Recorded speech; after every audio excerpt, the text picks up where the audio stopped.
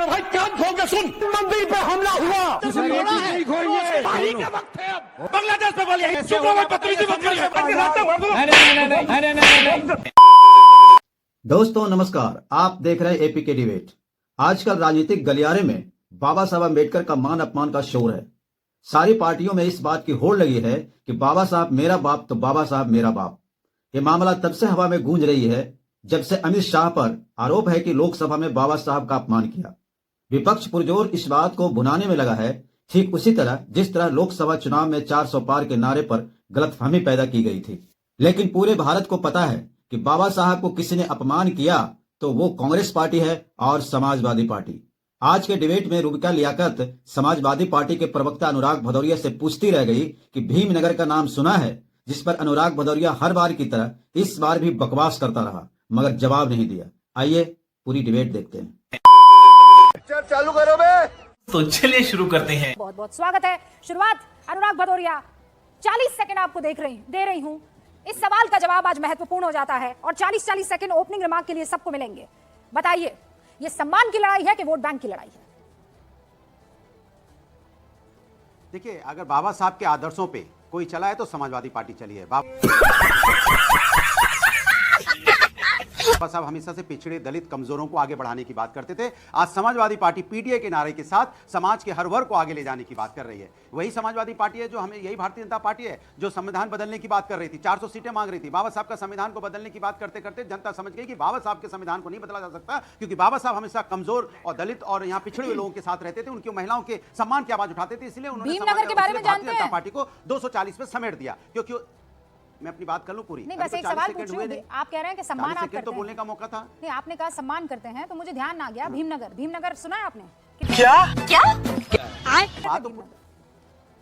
मैं अपनी बात पूरी कर लूं। देखो, समाजवादी पार्टी, सुन लीजिए, समाजवादी पार्टी एकमात्र ऐसी पार्टी है जिसको बाबा साहब के आदर्शों पे, आचरणों पे, कदमों पे, उनके नक्शे कदम पे चलने वाली पार्टी है, जो हमेशा पीडीए का नारा लेके आई है। तभी सुन लीजिए, तभी उत्तर प्रदेश की जनता ने हमें 43 सीटें, 37 प्लस 43 सीटें दी हैं। सुन लीजिए, हमें 43 सीटें दी हैं और आज समाजवादी पार्टी ने भारतीय जनता पार्टी जो संविधान बदलने की बात कर रही थी उसे 240 में लाके समेट दिया। बढ़िया। अब मुझे बताइए, भीमनगर कहां है? अब सवाल यह है कि भारतीय जनता, सुन लीजिए, भीमनगर कहां है? मैं बता रहा हूं। इसलिए आज भारतीय जनता पार्टी, सुन तो लीजिए मेरी बात, सुनिए, आज भारतीय जनता पार्टी को चिंता हो रही है। क्यों पता है? क्योंकि भारतीय जनता पार्टी के हर लोग रिमिक्स आइटम है ये कर रहे हैं बाबा साहब के फेवर में। बाबा साहब की बात बता रहे हैं, इसके पहले बाबा साहब क्यों नहीं याद आए? बाबा साहब का अपमान किसी ने किया है तो भारतीय जनता पार्टी ने किया है, और बाबा साहब का अपमान नहीं सह रहा है हिंदुस्तान। उस संबल को भीमनगर कहा जाता था, कहा गया, क्यों बदला भीमनगर? बाबा साहब का अपमान नहीं सहेगा हिंदुस्तान। भीमनगर का नाम क्यों बदला? भारतीय जनता पार्टी बना ले, भीमनगर को संबल किसने किया? अनुराग भदौरिया, लेकिन अगर दलितों का सम्मान सम्मान है किसी ने किया है, भीमनगर का नाम बदल के संबल कर दिया जाए,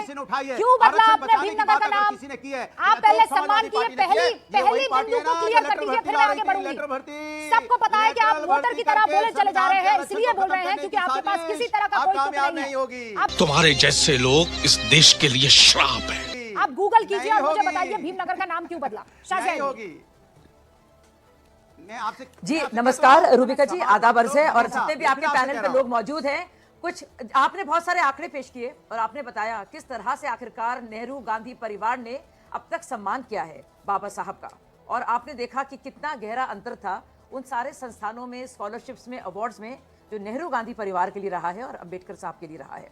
मैं आपको एक लिस्ट बताना चाहूंगी, ये कोई यकीन नहीं करेगा। और बेशर्मी देखिए और बेहाई देखिए कांग्रेस पार्टी की, जो अब बड़ा हाथ बढ़ा कर बात कर रही है बाबा साहब की और उनके सम्मान की, और जुर्रत कर रही है कि अंबेडकर जी पर, संविधान पर और आरक्षण पर ना सिर्फ चर्चा की जाए लेकिन संविधान बचाओ आंदोलन निकाला जाए। ये वो पार्टी है जिसने केंद्रीय सरकारी स्कीम 17। मुझे आप बहुत सीरियसली और सिंसियरली बताइए। बताइए आप। मान लीजिए किसी की जुबान, नहीं, मैं आपको बताती हूं, मान लीजिए जुबान फिसल जाती है, मैं आपको मौका किसने दिया मैं बताऊंगी आपको। मान लीजिए मैं ये कहती हूँ, शाजिया जी, क्या आप ये दिन रात बीजेपी करती रहती हैं? आप इसकी जगह अल्लाह का ज्यादा नाम लेती तो आपको जन्नत में सबसे ऊंची जगह मिलती। अगर मान लीजिए मैं ऐसा कहती हूँ, फिर मुझे इस बात का एहसास होता है नहीं ये तो ठीक नहीं था, ये किसी तरह की तुलना नहीं हो सकती। तो आई एम सॉरी, मैं क्षमा चाहता हूँ या चाहती हूँ कहने में क्या दिक्कत हो सकती है? ये जो नैरेटिव बनाना चाह रहे हैं ये तो और भारी तौर पे बनाएंगे। नहीं तो उसमें कहने की कोई बात ही नहीं है। जाहिर सी बात है, मैं खुद कहूंगी कि सुबह शाम आप नाम लेते हैं किसी का, अगर इतना नाम आपने अल्लाह ताला का लिया होता तो जाहिर सी बात है आप जन्नत जाते। और खुद भीमराव अंबेडकर जी, जिसको आप कह रहे हैं वो भगवान समान है, आपने उस भगवान का ऐसा मजाक उड़ाया, इतना निरादर किया। आपने कॉन्स्टिट्यूशन के निर्माता को, जो ड्राफ्टिंग कमेटी के हेड थे, उनकी तस्वीर को संसद में सेंट्रल हॉल में नहीं लगाया। 90 तक उनको भारत रत्न नहीं दिया। मतलब बेशर्मी की भी हद है। उनको कहा अनवर्दी ऑफ एसोसिएशन। अगर आप एक बार पत्र पढ़ लेंगी रूबिका जी, जो रेजिग्नेशन के वक्त बाकायदा लिखा है, आपने पढ़ा भी होगा, आप देखिए, कहा है कि I was considered unworthy of association, यानी कि मित्रता या जान पहचान के लायक, योग्य नहीं मुझे माना गया। इतना सब जानते थे, लेकिन एक भी समिति में उनको, समिति का चेयरपर्सन तो छोड़िए, समिति का मेंबर नहीं बनने दिया। और एक बार जब नेहरू जी विदेश गए थे, मतलब उस वक्त तो मतलब जिस तरह से निरादर किया है, तो सबसे पहले तो भीमराव बाबा अम्बेडकर खुद भगवान को मानते नहीं थे। हाँ, भगवान नहीं, वही मैं बता रही हूँ। दूसरी भगवान को नहीं मानते थे, उन्होंने इसके खिलाफ बहुत कुछ लिखा भी है। जो भी जानते होंगे थोड़ा बहुत उनकी विरासत से, उनके लेखन से, तो उस बात को जानेंगे। लेकिन इनको देखिए कि क्योंकि अमित शाह जी ने और सबने सुना, और मैं बार बार उस बात को कहूंगी, ये फैशन बन गया है, अंबेडकर अंबेडकर अंबेडकर करते हैं।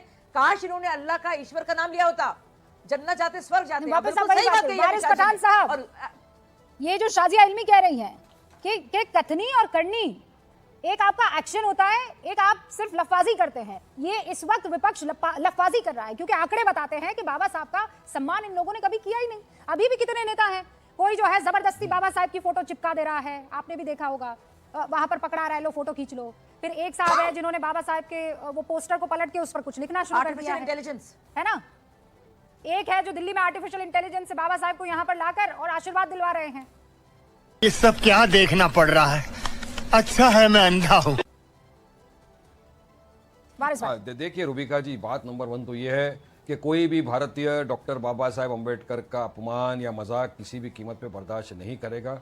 जिन्होंने संविधान दिया है, जिनके संविधान की शपथ लेकर लोकसभा के मेंबर बने, मिनिस्टर बन गए, और आज उन्हीं के बारे में इस तरह की बात करना, मजाक बनाना कि अम्बेडकर अम्बेडकर अम्बेडकर की जगह भगवान का नाम लो तो आज ये हो जाता है। तो मैं कहूँगा खुदाई खुदाई खुदाई खुदाई की जगह के ऊपर अगर आपने सही काम किया होता देश के युवा के लिए, तो देश तरक्की कर देता। रशिया ने वैक्सीन बना ली कैंसर को खत्म करने की, अमेरिका ने बिना ड्राइवर की गाड़ी बना ली कि रूबिका जी अगर आप बैठ गए खाली उसमें आप फिट कर दोगे नोएडा का स्टूडियो, तो आपको डायरेक्ट लेके पहुंच जाएगा वहां पर। इतना तरक्की कर दिया, और यहाँ ये लोग सिर्फ खुदाई खुदाई खुदाई पे लगे हुए। तो संविधान सबसे अहम चीज है आज की तारीख में। हम तो हमेशा से बोलते हैं ना कि देश आज चल रहा है, किस पे चल रहा है? संविधान। वोटिंग राइट कहां से? संविधान से। लोकसभा राज्यसभा के मिनिस्टर एमपीएलए बन जाते हैं सब संविधान की शपथ लेकर, और उसी संविधान जिसने दिया उनका मजाक करना, बताइए कहां का इंसाफ है? और आप माफी भी नहीं मांग रहे। माफी मांगने में क्या है? आप तो सावरकर को मानने वाले लोग हैं। सावरकर ने तो माफी पे माफी मांगी। अरे तुम्हारी खोपड़ी में भेजा है कि भजिया है? मुझे उम्मीद है दोस्तों कि ये वीडियो बहुत पसंद आया होगा, तो प्लीज चैनल को लाइक करें, शेयर करें, सब्सक्राइब करें और बेल आइकन जरूर दबाएं। तो मिलते हैं फिर नेक्स्ट वीडियो में, तब तक के लिए जय हिंद, वंदे मातरम, जय श्री राम। अबे किधर है बे? Cut it.